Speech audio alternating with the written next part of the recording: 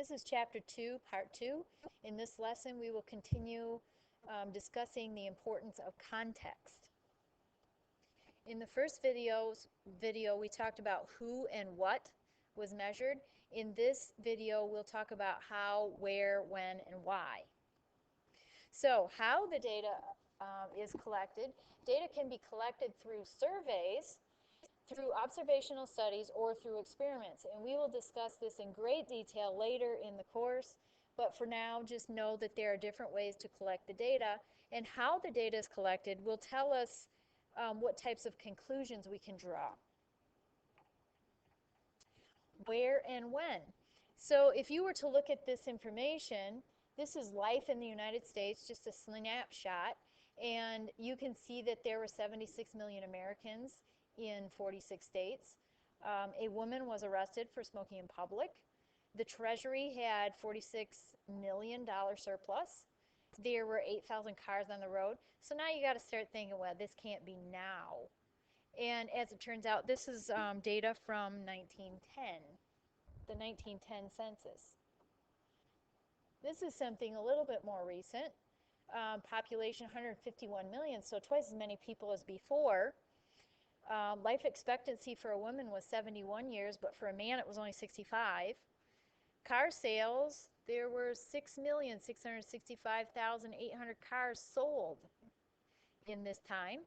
And the average salary was $2, almost $3. No, $2,992 per year. So this is actually data from the 1950s.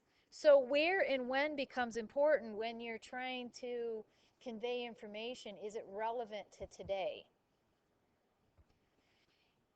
And then why was a study performed?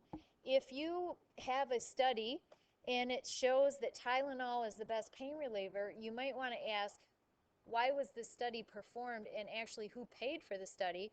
Because if Tylenol paid for the study and they found out that Tylenol was the best, you might be a little bit skeptical.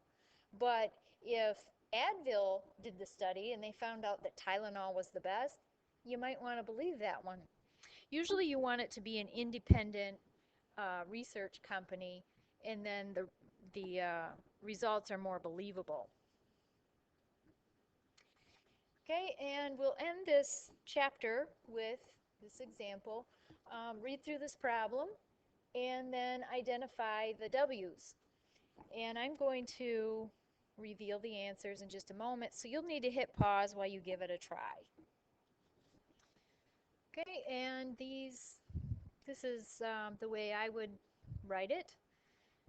Who was measured? The patients. What was measured? The severity of their colds. How was the study done? It was an experiment. Where and when is not told to us. And why it was done was to determine the effectiveness of an herbal compound to treat the common cold.